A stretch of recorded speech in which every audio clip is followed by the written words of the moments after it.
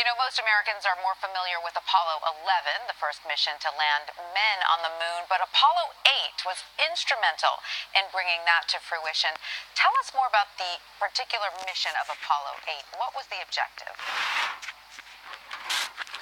So you have to remember, at the time, the United States and the Soviet Union were in a space race. The space race was about technology, it was about political prestige, and really it was about which political system was better than the other. And if you remember, at the time, the Soviet Union had beat us to space with Sputnik, and of course they beat us to space with humans when Yuri Gagarin orbited the Earth. So the United States was still behind in the space race, and what Apollo 8 was the first opportunity for the United States of America to achieve something monumental that established us as ahead in the space race. We didn't land on the moon, to be clear. What we did is we launched on December 21st to orbit the moon for the first time. And so our astronauts flew within 63 kilometers of the surface of the moon, orbiting the moon for about 10 hours on Christmas Eve, and they made it home safely. It was a very daring, and in fact, some would describe it as a dangerous mission, but at the time, during the space race, it was an important objective of our country to get ahead, and that's what we did. And that mission brought back some of the most iconic images of our planet that we now have. Was this the first time that we Americans took a good look at our planet from space? That's exactly right. We had images of Earth from space. But what we didn't have is an image of the entire Earth from space. We had certainly never seen an Earthrise above the lunar surface. And of course, as our astronauts were orbiting the moon, they were able to get those pictures, ultimately present those pictures to an audience on Earth on Christmas Eve, in fact. And when they broadcast from the moon on Christmas Eve, 1 out of every 4 people on the planet either heard or saw that broadcast and really saw those images from the moon of the Earth coming above its surface. What an amazing achievement. And when we talk about 1 out of every 4 people on the planet seeing or hearing that, that includes tens of millions of people that were at the time behind the Iron Curtain, where Christmas was still illegal.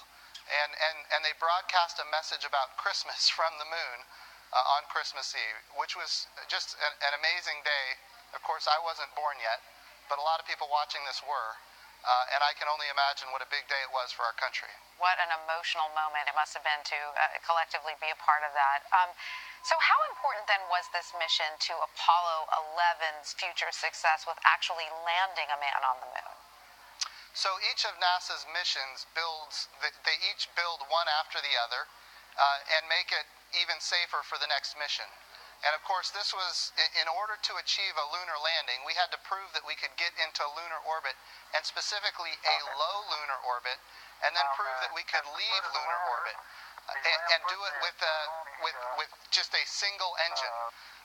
And we were able to do that on Apollo 8. So, Jim, since I have you here, I'd love to get your perspective on the current state of our space age. A lot of people have been discussing when or whether we will be going back to the moon. Do you think that's going to happen anytime soon? Absolutely. In fact, the President's Space Policy Directive 1 says that we will go back to the moon. This time, though, we're going to do it with commercial partners, and we're going to do it with international partners. And this time, when we go to the moon, we're going to stay. The key element in Space Policy Directive 1 is to go sustainably. We know what happens when we reuse rockets. The cost of access to space goes down, and access to space goes up. Well, we need an entire architecture between the Earth and the moon that is reusable. Tugs that go from Earth orbit to lunar orbit. We need a reusable command module that's in orbit around the moon permanently. We call it Gateway. It's under development right now. And we need landers that go back and forth to the surface of the moon to be reusable as well. And that separates today's era from the Apollo era. What we're doing now is we're building a sustainable return to the moon so we can go back and forth over and over again with humans, but also with rovers and landers and robots. And we're doing it with commercial partners and international partners to make it even more sustainable for the long term. What we don't want to do is go back to the moon, and leave flags and footprints to not go back again for another 50 years. So you think this time when we go, we're going to be sustainable. So you think the privatization of space is necessary then? Companies such as SpaceX, Blue Origins, Virgin, United, you think that they will all have an influence on space travel and perhaps work with that? They already have, and they already do. Absolutely 100%. In fact, what we're seeing now is that the cost of access to space is going way down. In many areas, NASA can today be one customer of many customers rather than the owner and operator of a system. And of course, the providers are competing on cost and innovation.